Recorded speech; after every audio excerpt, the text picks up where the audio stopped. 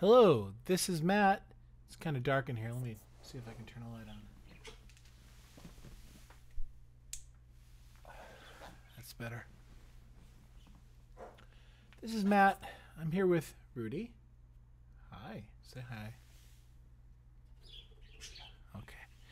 I want to tell a story about anger, righteous indignation, and forgiveness. I was at the Apple store today, as I often am. In fact, I stopped there on the way back from biking from Washington, D.C. Goes 13 miles, and there's a Bethesda Apple store right on the way. And I stopped by to get, this is going to get a little bit naughty here, but I stopped by to get a heart rate monitor, which I ended up getting. And yeah, so everything's great. So I waited forever for this heart rate monitor to be wrung out, to checked out, you know. Little bird, here, step up. Hello, hello, hello. Okay. So I waited forever for this to find somebody to check me out. I just wanted to give them my money. No one was doing it. I was getting very frustrated. Especially because the checkout app on the iPhone, you can check out on your iPhone, but it wasn't working for me for a while. So finally, I got the iPhone checkout app to work, where you can just scan what you want and then leave. I had done this last week with something, or a couple weeks ago. You just scan it, and then you walk out, and nobody stops you. And I asked somebody once, one of the Apple Store people, I said, How do you know people aren't just walking out with stuff? And they said, well, whenever you buy something, we get a little buzz on our phone. And I said, really? And he said, yeah, let me show you. So he showed me, and he said, are you Matthew? Did you just buy this? And I said, yeah. So I figure everything's going to be fine. So I'm standing in line waiting for someone forever. I finally get this thing to work. I scan the heart rate monitor. It works. I pay my money. He sends me the receipt to my email, and I leave. I'm walking out the door. I'm halfway out the door when this big security guard comes up to me. I don't remember if he grabbed my arm or not, but he restrained me somehow, either with his hands or with his foreboding presence. And he said, excuse me, do you have a receipt for that? And I said, yeah, I used my phone. And he's like, can I see the receipt? And I said, yeah, I used my phone. Well, let me see it. And I pull out my phone, and I go to the thing, and I don't even know if I get to the receipt part, but he's like, all right, fine. Thank you for it. Thank you. He said, thank you. And I ignore him because I'm pissed because they're treating me like a criminal. He says, thank you. And I just walk out. I'm very upset about this because I don't want to be treated like a criminal.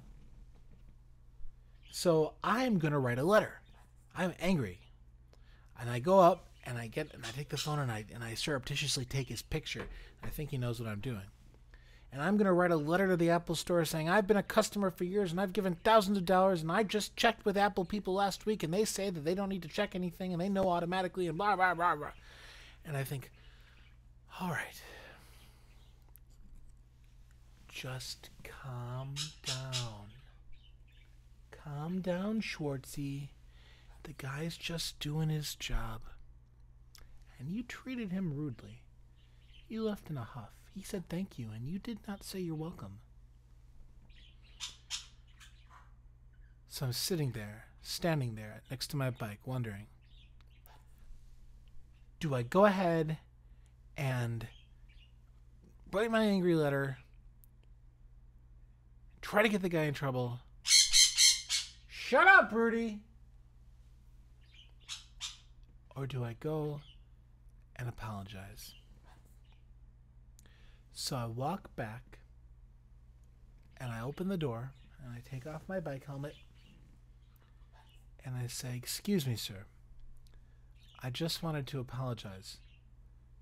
I was short with you. And he said, what? I said, I was leaving, and just wanted to check my receipt, and I was just in a bad mood, and I left, and I didn't say thank you. And I said, I just wanted to apologize if I offended you. And he smiled, and he said, oh, man, don't worry about it. I understand. And I said, I know you're just doing your job. Do you check everyone who does the computer receipt? And he goes, I try to. And I said, well, you're doing a great job. And he shook out his hand, a big smile. I said, thanks a lot. I really appreciate it. And I shook his hand, and I walked out the door, and all that, the feeling of rage and anger and wanting to get back at everyone just kind of vanished. And everything, and I was happy. And everything was good. And that negative energy just lifted. And it was great. So the moral of the story is, yeah, everyone can get angry about some perceived slight. Everyone can get righteously indignant about how you should be treated, how you deserve to be treated, versus how you were treated. Isn't that right, Rudy? But holding on to that negative energy, holding on to that hate, that burning kind of, I want to get back at somebody, I want to make this right, and if they have to pay, so be it. That stuff's poisonous, man. That is poisonous energy. And just let it go and think of how you could have acted better, and go back, and if you need to, apologize. And you might not even need to. When I apologized to the security guard, he didn't even think anything of it. People probably don't say thank you to him on a daily basis. People don't like being accosted by a security guard, but that's just his job. And so when I apologized to him, he appreciated it. I felt so much better, and I just relaxed. It's just relax. Listen to the duck. Relax. Is that right, Rudy? Is that right, Rudy? Ah! Jesus! Okay. I guess Rudy doesn't like the duck. Rudy, step up. Step up. Come here. Step up. Step up. Step. Rudy. Arr. Arr. Arr. Come here. Step up. Step up. Step up, Rudy. Come on. He doesn't want to step up. Anyway, that's all. I'm sorry for the messy room. I've been busy.